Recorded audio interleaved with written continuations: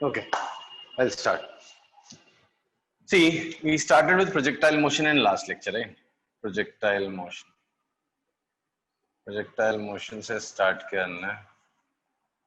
What was projectile motion? We started with a level projectile. जैसे एक object लिया, u speed से at an angle alpha project किया, right? Then what all things we have seen last lecture?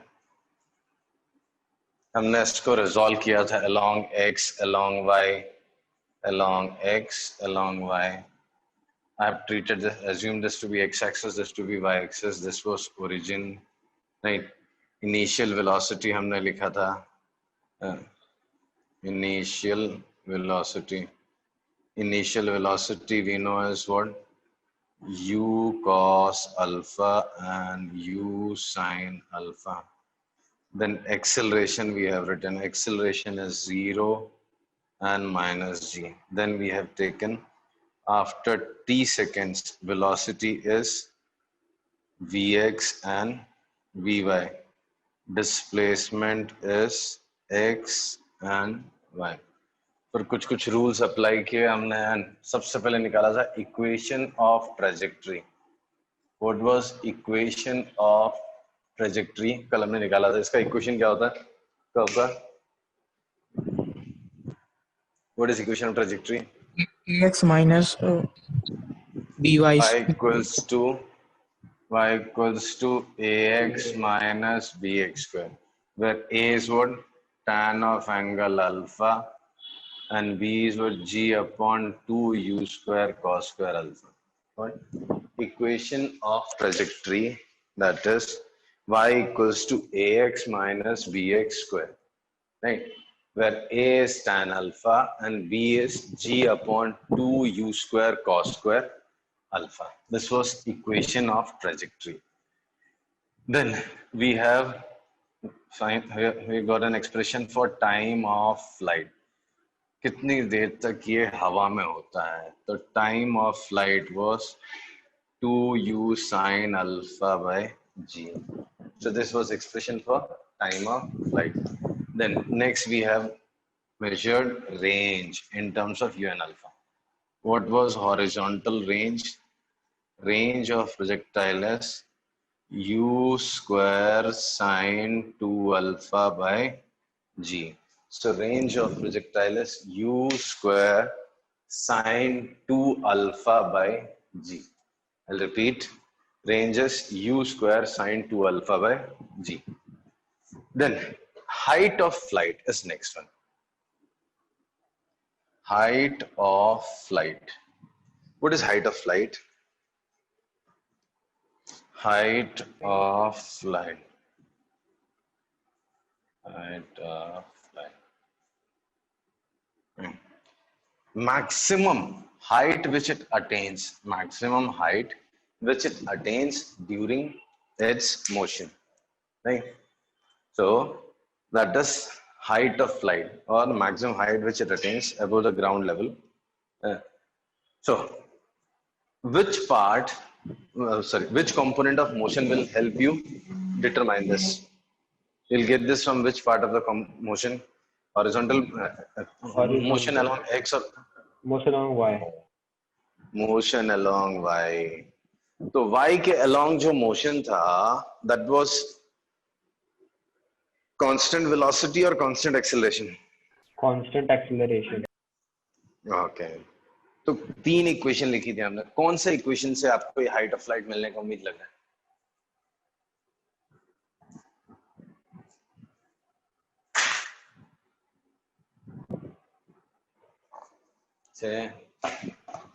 s is equal to ut plus half at square. Okay. So time, do you know the time? How much time it takes to reach the topmost position?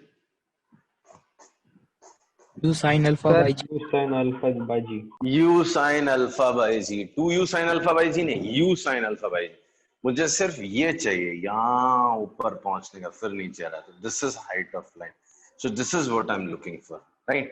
So height of flight, दो method है. एक तो v square is equal to u square plus 2as apply कर सकते. कैसे? What is vertical component of velocity at topmost position? अगर Zero. आप vertical zero, so v final velocity, that is velocity at the topmost position is zero. What is initial velocity in vertical direction? ये direction में initial velocity कितना था? U sin alpha. U sin तो alpha. u square sin square alpha 2. Acceleration is in Minus vertical G. direction minus g. So minus 2g, and displacement we are looking for is y. So h from here is height of flight is u square sin square alpha by 2 square sin square alpha by 2g. Is it clear? हाँ sir. So ये चार expressions हैं जो common है for level projectile. Right? इतने minimum results तो आपको याद होने चाहिए. And after this there is a variety of questions in this topic. ठीक है? So ये वो part है जो आपके school exams में usually derive करने के लिए आता है. इसके बाद questions ही questions है हमारे पास. नहीं? So let's check the questions. Start करते हैं simple questions से. Right? समझ में आ गया ये? Yes, sir. Hello. So let's start with questions. An object is projected with speed of 40 meter per second at an angle of 30 degree, then 45 degree, yes, 6.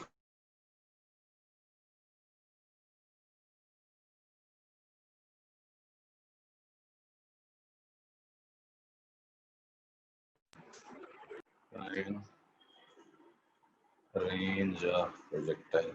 Direct formula application है. निकाल.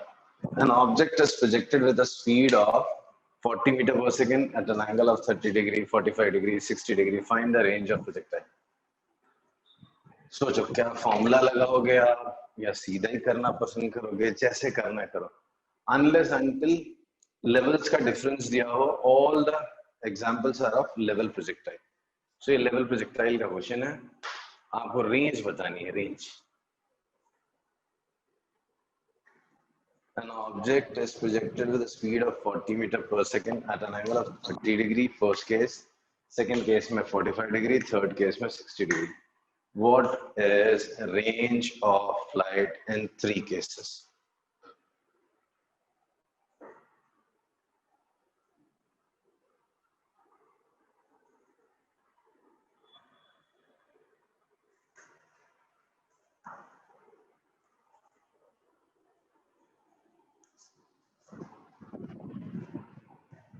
Question समझा ना?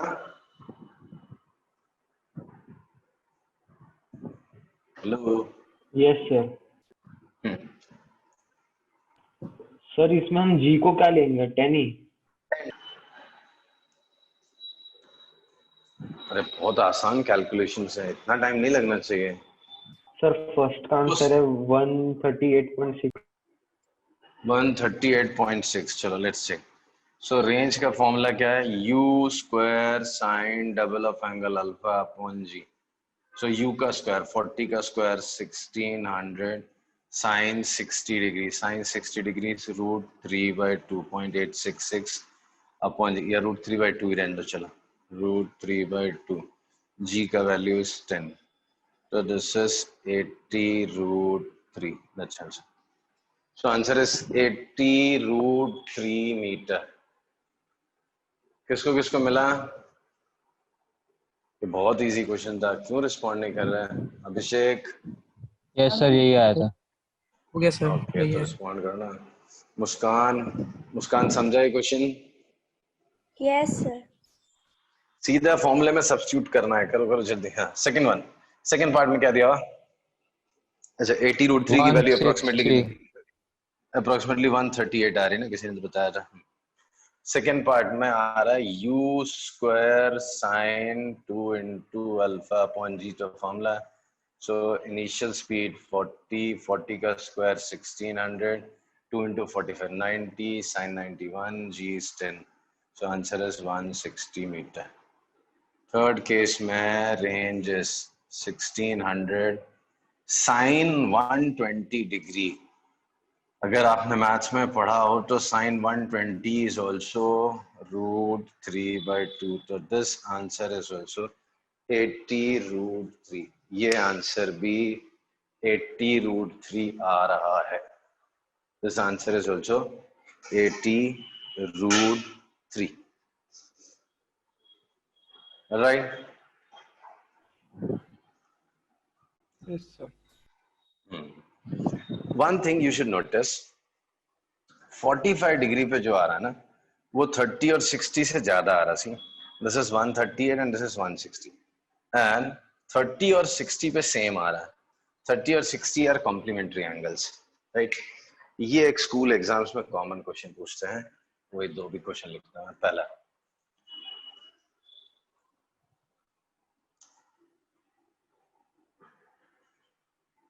range of flight is maximum when projected at 45 degree. Yeah. Range of flight is maximum when projected at 45 degree with a given for a given speed. For a given speed. I mean, speed is fixed. आप फेंक रहे हो 40 metre पर second से, but अलग अलग angle में फेंकते हो, अलग अलग एंगल्स में फेंकते हो. तो उन सारे केसेस में रेंज सबसे ज्यादा तब आएगी जब 45 डिग्री पे थ्रो करो. कैसे प्रूफ करें इसको? सीधा फॉर्मूले से जाना है आपको. तो अलग अलग एंगल लेना पड़ेगा. हाँ, तो कितने सारे एंगल लोगे आप? हजारों लाखों करोड़ों एंगल बन सकते हैं. वो तो हर एंगल पे थोड़ी टेस्ट करेंगे. फॉर्मूले पे फोकस करो. क्या फॉर्मूला है? उसमें u फिक्स कर लो, g फिक्स कर लो. तो कैसे रेंज चेंज हो रहा है, कितने वैल्यू के लिए, कितने एंगल के लिए क्या आएगा, मैक्सिमम कब होगा आपको दिखने लगेगा. राइट. नहीं आएगा तो मैं बताता हूँ.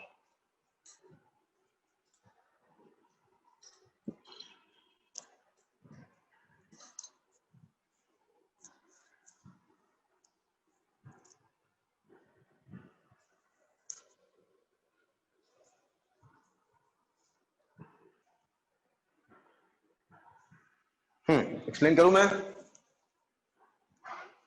हेलो. हाँ सर. कोई कुछ बोल रहा है? आ रहा है किसी को? Yes, sir. सर 45 पे u स्क्वायर अपॉन g आ रहा है और बाकी में फिर √3/2 u square upon g. But वही वर्ड्स में कैसे लिखोगे, ये स्कूल एग्जाम्स में पूछते हैं यूजुअली. बाकी तो अब जेईई में तो आप समझ ही गए, 45 डिग्री याद ही रखना. तो सी रेंज का formula is u square sine 2 alpha by g.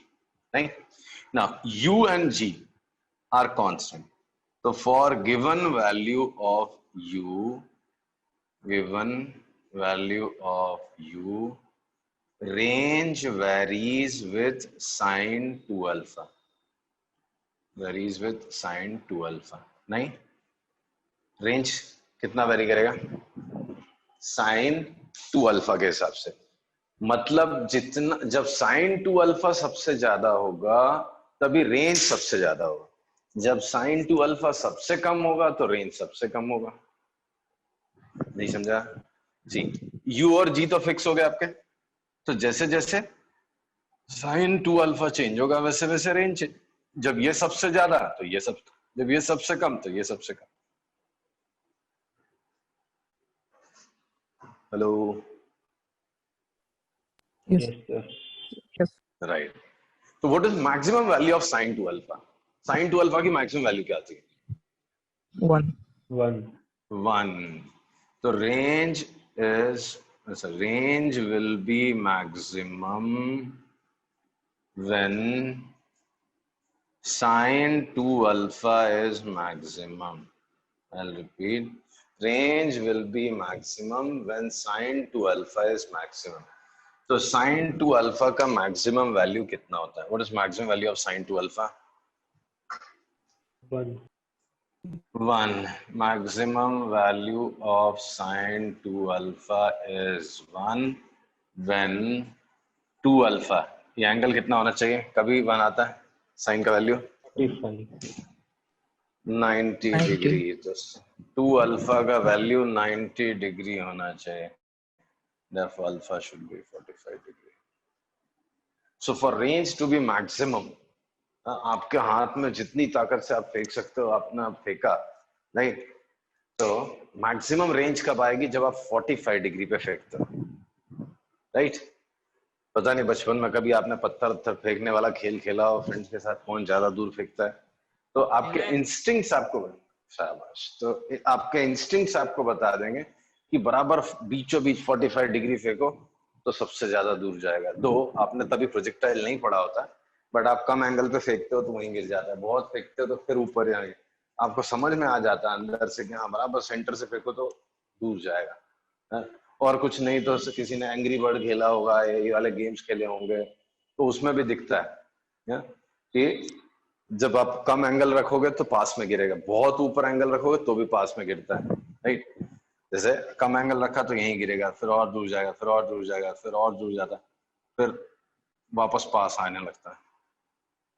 याद है? देखा गेम्स में तो ऐसा होता है. बहुत कम एंगल रखा तो यहीं गिर जाएगा, फिर थोड़ा आगे 45 डिग्री पे मैक्सिमम डिस्टेंस जाता है. So range of light is maximum when you throw it at an angle of 45 degree for a given speed. एक गिवन स्पीड के लिए 45 डिग्री पे आप फेंको, सबसे ज्यादा दूर जाएगा. ऑलराइट, क्लियर है?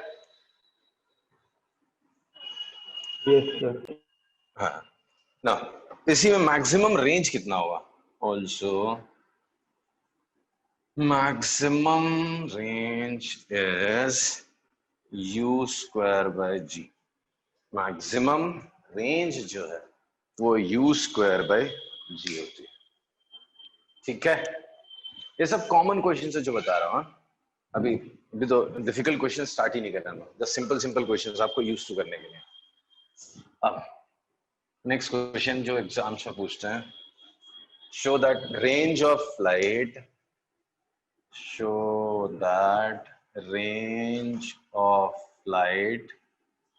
is same for complementary angles. Means what?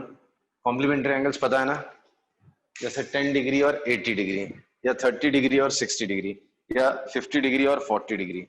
These angles are known as complementary angles. So what you have to show is range of light is same for complementary angles. Complementary angles के लिए range की value same आती है, ये आपको दिखाना है. समझा क्वेश्चन?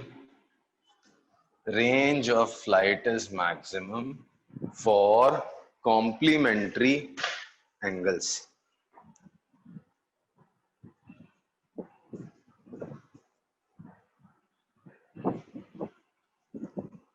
हिंट दे रहा हूं, ट्रिग्नोमेट्री सबने अभी पूरी नहीं पढ़ी होगी, अच्छे से नहीं पढ़ी होगी, इसलिए हिंट दे रहा हूं.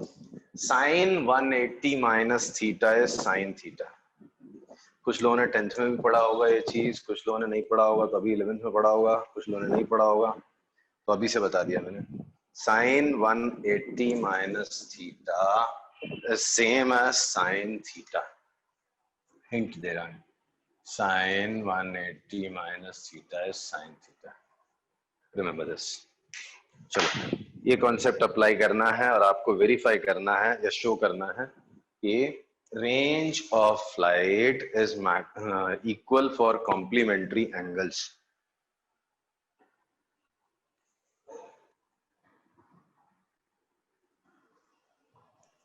हो गया सर. Very good. कैसे किया बताओ? सर एक को थीटा, एक को 90 माइनस थीटा लेके. Very good. दो एंगल ले लो आप, एक अल्फा ले लो. Consider projectile with same speed रखेंगे हम, नहीं बट अलग अलग एंगल लेंगे। वन एंगल ऑफ प्रोजेक्शन, पहला थीटा ले लेते हैं, अल्फा की वैल्यू थीटा डाल देता हूं, तो रेंज कितना आएगा, u square sine 2 theta by g हो गया। सेकेंड केस में इसको डाल दो 90 minus theta, so range is 90 minus theta, sorry u square sine double of 90 degree minus theta, ये हो गया अपॉन जी, मल्टीप्लाई अंदर 180 माइनस 2 थीटा, तो 2 into 90 is 180 minus 2 theta. So range is u square sine 180 degree minus 2 theta upon g. Sine 180 minus theta is again sine theta, तो ये sine 2 theta by g हो गया। तो पहले केस में range आ रही थी u square sine 2 theta by g, दूसरे में भी वही आ गई, तो r1 is equal to r2 हो गया। मतलब कॉम्प्लीमेंट्री एंगल्स के लिए range of light is same, theta और 90 माइनस थीटा कॉम्प्लीमेंट्री एंगल्स होते हैं।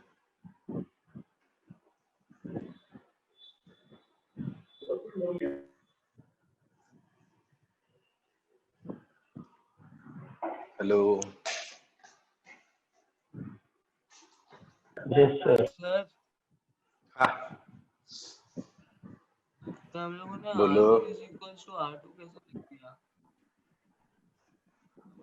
देखो अल्फा की जगह थीटा डाला तो रेंज कितना है, u square sine 2 theta by g आया, जी सर। वो R1 है। अब एक बार थीटा अल्फा की जगह 90 माइनस थीटा डाल दो, एक बार क्या डालो अल्फा की जगह हाँ तो 180 minus 90, 2 थीटा। तो 180 माइनस 2 थीटा, वो भी साइन 2 थीटा हो गया। तो रेंज R1 और रेंज अच्छा R2 सेम हो गए ना, हाँ। मतलब थीटा पे फेंको या 90 माइनस थीटा पे सेम आ रहा है, यही तो प्रूफ हो गया। हेंस अच्छा हाँ sir. range is same for complementary angles, right? Yes sir. Now next question.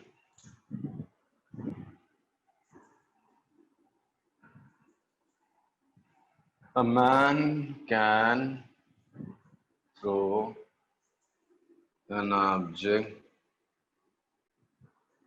to maximum distance of 100 meter. 100 meter. Find the maximum height. Find the maximum height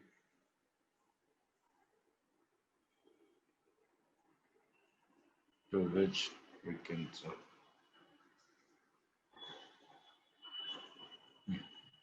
maximum 100 metre दूर तक फेंक सकता है, तो मैक्सिमम हाइट कितना फेंक सकता है आप सोचो। मैक्सिमम डिस्टेंस जो थ्रो कर सकता है वो 100 मीटर, तो मैक्सिमम हाइट कितना अटेन करे।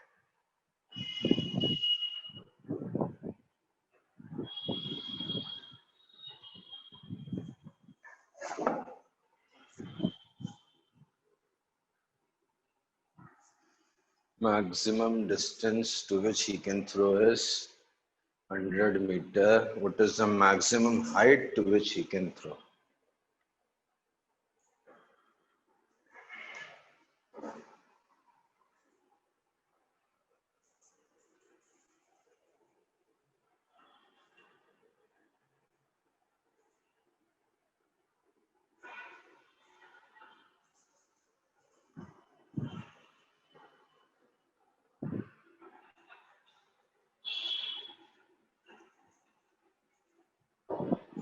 क्लिक कर रहा है क्वेश्चन? हाँ सर। X और Y एक्सिस की तरह होगा ना? नहीं नहीं, अभी तो सीधा फॉर्मूला बेस्ड क्वेश्चंस कर रहे हैं हम। अभी वो वाले क्वेश्चंस में जा ही नहीं रहा, अभी सीधा सीधा फॉर्मूला, आपके दिमाग में पिक्चर बनना चालू हो जाए प्रोजेक्टाइल की। स्टार्टिंग में तो लोगों को नहीं समझता है, थोड़ा सा डिफिकल्ट लगता है, इसलिए मैं डायरेक्ट फॉर्मूला वाले क्वेश्चंस कर रहा हूं। आप सोचो मैक्सिमम डिस्टेंस 100 मीटर फेंक पा रहा है, मतलब कितने एंगल पे फेंका होगा? 45। 45 पे। ये भी आप सोच सकते हो कि कितनी स्पीड से फेंका होगा, सीधा फॉर्मूले में डाल के देख लो। सीधा फॉर्मूले में डाल के आप ये भी देख सकते हो कितने स्पीड से फेंका होगा, कितने एंगल पे फेंका होगा, 25 ये भी समझ सकते। कितना? 25 सॉरी, मीटर हाइट 25 मीटर। अच्छा हाँ हाँ, height correct, height 25 final answer है, करेक्ट करेक्ट करेक्ट 1/4 होता है। जिनको नहीं समझा वो लोग देखो इधर, सी मैक्सिमम आप कितने डिस्टेंस पे फेंक पा रहे हो? 100 metre. So R max is 100 meter. But R max का फॉर्मूला क्या है? U square sin 2 alpha by G is 100. Now for maximum range alpha must be 45 sin 91. मतलब U square का वैल्यू 100 G हो गया। मतलब आपने कितनी स्पीड से फेंका था? Root of 1000 metre per second. Root 1000 metre per second से आप फेंकते हो, ठीक? रूट 1000 मीटर पर सेकेंड से आप फेंकते हो तो वो 45 डिग्री पे फेंकते हो तो वो मैक्सिमम 100 मीटर पे जाता है। तो ये आपकी अपर लिमिट है फेंक पाने की। This is your capacity, right? इतनी स्पीड से मैक्स में फेंक सकते। अब आपको मैक्सिमम हाइट लेके जाना है। अगर मैक्सिमम हाइट लेके जाना तो कितने एंगल पे थ्रो करोगे आप?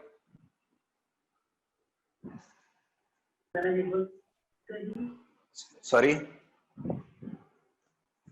to take it to maximum height, you will project it at what angle? Sir 90 degree ना। 90 डिग्री भाई, सीधा ऊपर फेंको ना तभी तो मैक्सिमम हाइट जाएगा। सो फॉर मैक्सिमम हाइट अगर आप सीधा ऊपर ले जाना चाहते हैं, for maximum height angle of projection should be 90 degree. तो निकाल के देखते हैं भाई एच मैक्स कितना आएगा। फॉर्मूला क्या है? U square sine square alpha by g, right? तो यू स्क्वायर की वैल्यू कितनी हो गई? यू स्क्वायर की वैल्यू कितनी हो गई? 100 g. Sine 90 is 1 upon g, g g cancel, 100 metre, sorry 2g तो अपॉन 100 50 मीटर। सिद्धेश, वो जो 25 है वो दूसरे क्वेश्चन का आंसर, सॉरी मैंने भी हाँ बोल दिया। सर वो 2g क्यों होगा? फॉर्मूले में है बेटा 2g, u square sine square alpha by 2g। Check करो। सर पिछला वाला फॉर्मूला तो g वाला था ना। रेंज क्या है? रेंज में you square sine 2 alpha by g है और हाइट ऑफ लाइट में you square sine square alpha upon 2g। अभी तो डिराइव किया था, चेक करो। हेलो सिद्धेश। जी सर। Siddhesh, yes sir. वो 25 जो आया था ना वो दूसरा क्वेश्चन है। यहाँ पे मैक्सिमम हाइट नहीं सर, एक्चुअली क्या मैंने थोड़ा सा नहीं मैं बता रहा हूँ ना वो क्या है। ये भी क्वेश्चन होता है। 45 लेके कर लिया। तो एग्जाम्स में दोनों क्वेश्चन आते हैं, एग्जाम्स में दोनों क्वेश्चन आते हैं, थोड़ा सा ग्रामर में फर्क होता है। मैंने यहाँ पे लिखा find the maximum height to which he can throw, ठीक? यहाँ पे जस्ट थोड़ा सा अगर मैं चेंज कर दूं, find the maximum height attend by the object, तो आंसर 25 हो जाएगा। तो बहुत मतलब छोटा सा ग्रामेटिकल चेंज है, ग्रामर का चेंज है, थोड़ा सा सेंटेंस में चेंज कर दो, आंसर 25 मीटर आएगा। और ये भी क्वेश्चन पूछते हैं टीचर। तो आई एक्सप्लेन। अगर ये क्वेश्चन है find the maximum height to which he can throw, तो आंसर 50 आएगा भाई। क्यों? क्योंकि मैक्सिमम हाइट फेंकने के लिए मैं सीधा ऐसा फेंकूंगा ना, और यही क्वेश्चन ऐसा कर दूं, a man can throw an object to maximum distance of 100 find the maximum height attained by the object, height attained by the object। मतलब इसी केस में, दूसरे केस में नहीं, इस केस में ही कि अगर आपने मैक्सिमम 100 फेंका है तो मैक्सिमम हाइट कितना जा रहा है, मतलब आपने फेंका कुछ ऐसा 45 डिग्री पे, राइट? तो ये आया 100, तो ये कितना, तो ये केस होगा तो आंसर 25 होता है। Is it clear? So both of them are commonly asked question. Sometimes they ask find the maximum distance to which he can throw. तो उस केस में आपको पहले केस मतलब रेंज के टाइम में 45 लेके इधर 90 डालना है। जब आपसे पूछते हैं A man can throw an object to a maximum distance of 100 meter. Find the maximum height attained by the object. तभी आपको फिर क्या करना है, ये सब किया नाटक, उसके बाद यहाँ पे 45 ही कैरी करना है, राइट? क्यों? क्योंकि वही केस में कितना आ रहा है वो निकालना आपको। तो साइन स्क्वायर 45 कितना हो जाएगा, 1/√2 का स्क्वायर 1/2 हो जाएगा, तो एक और बार 2 से डिवाइड हो जाएगा, तो ये 25 मीटर हो जाएगा। So display highest distance which it can attain is 25 meter. ठीक है, आ रहा है समझ में? Yes, sir. Now next question.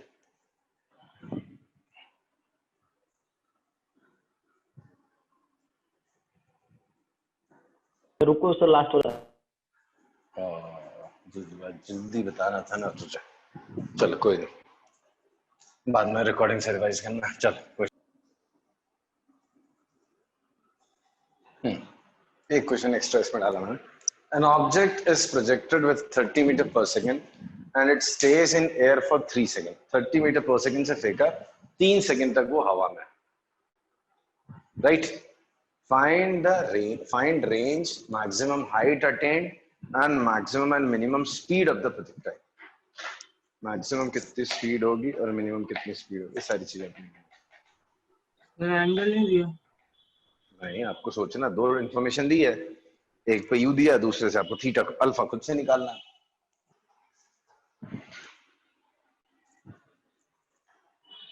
Sir range 35√3 है। 35√3 हो सकता है, √3 तो आएगा, अब 35 है कि नहीं पता नहीं बेटा, अभी चेक करता हूँ। चलो आई स्टार्ट। 35 आना नहीं चाहिए वैसे, 35 7 होना चाहिए, 7 तो कहीं दिख नहीं रहा मुझे। चलो लेट्स चेक। 84.13 मीटर। 85, चलो हो सकता है, मुझे भी मालूम है, चेक करते हैं। सी पहला स्टार्ट करेंगे हम लोग टाइम ऑफ फ्लाइट से। तो 2u sin theta by g होता है हमारा सर 45√3 है। 45 possible, 45 possible.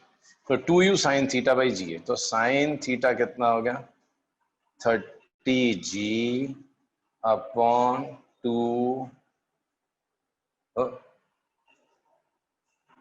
Time of flight 3 है,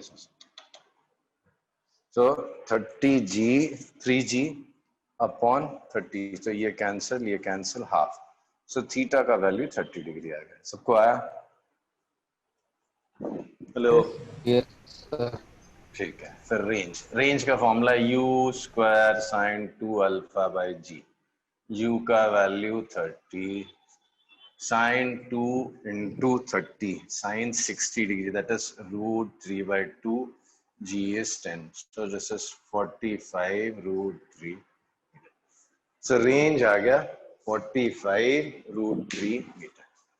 now height कितना अटेन करेगा, u 17.5। Correct, 2g, so u का स्क्वायर तो 900, साइन स्क्वायर 30, साइन 30 हाफ, उसका स्क्वायर 1/4, 2 इंटू 10, तो ये हो गया 90/8। 90/8 इज 11.25, कुछ गड़बड़ करते हैं, 11.25, 90/8 गलत तो नहीं किया ना, 990 करेक्ट, 11.25 समझा? Yes sir, yes. Third part is minimum and maximum speed. Maximum speed और मिनिमम स्पीड क्या होगा भाई? मैक्सिमम स्पीड और मिनिमम स्पीड क्या होगा? आपने फेंका है 30 से, क्या लगता है आपको 30 से ज्यादा स्पीड होने वाली है? ऊपर जाते जाते तो स्लो हो जाएगा, ऊपर जाते वक्त तो और स्लो होता है, ऊपर जाएगा तो और स्लो होगा। कैसे पता मुझे? हॉरिजॉन्टल कंपोनेंट ऑफ वेलोसिटी के साथ क्या होता है and vertical component of velocity के साथ क्या होता है? As the particle moves in the path, what happens to horizontal component of velocity and what happens to vertical component of velocity? Sir दोनों कम होते हैं ग्रेविटी और एयर रेजिस्टेंस की वजह से। एयर रेजिस्टेंस अनलेस मतलब एयर रेजिस्टेंस प्रोजेक्टाइल में बता रहा हूँ ना, अपने सिलेबस में कभी आएगा नहीं। बिना बोले आप मान के चलो कि एयर रेजिस्टेंस है ही नहीं। अगर एयर रेजिस्टेंस होते तो ये सारे फॉर्मुलेस ही गलत हो जाएंगे, ये फॉर्मुलेस एप्लीकेबल ही नहीं होंगे।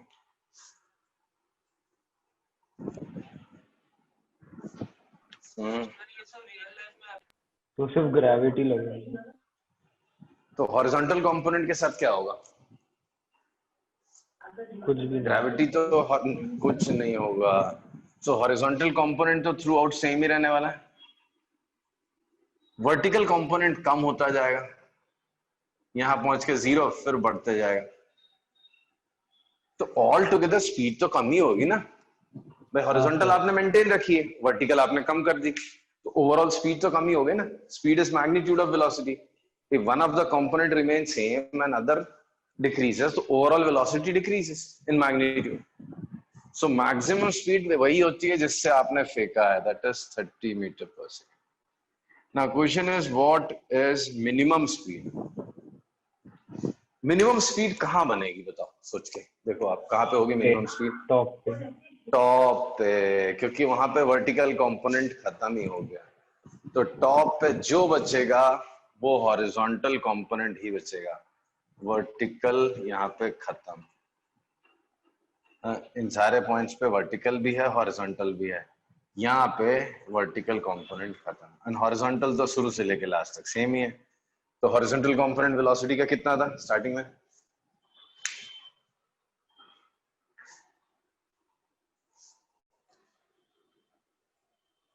हेलो,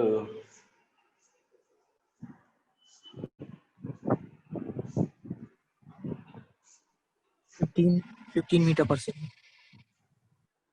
नहीं cos अल्फा ना, cos 30 is √3/2।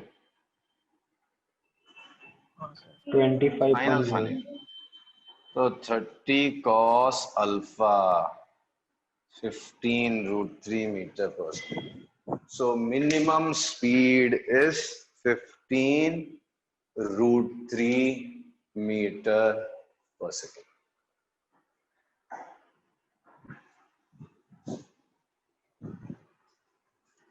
हेलो, समझा sir. Yes sir. so minimum speed is 15 √3 meter per second.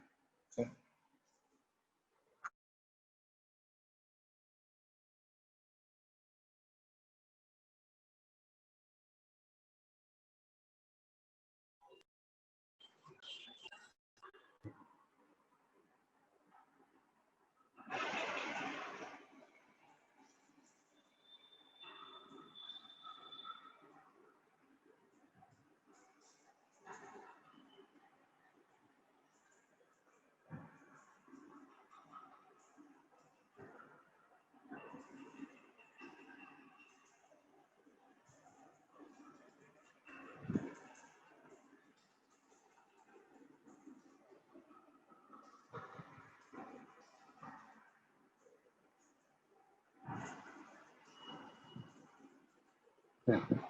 If R be range of flight, H be height of flight, and theta be angle of projection, derive the relation between them. Find the relation between R, H, and theta. ये भी बड़ा simple सा question है। Find relation between R, H, and theta. R का और H का formula लिखो, उसमें क्या क्या टर्म्स है, क्या क्या एलिमिनेट करना देख लो।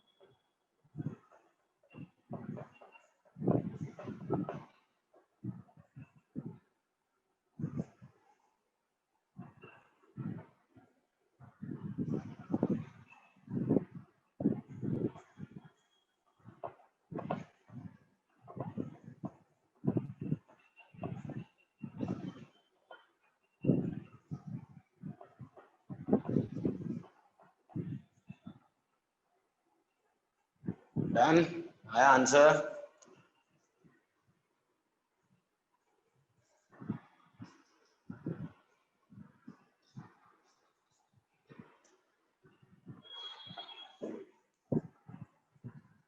हेलो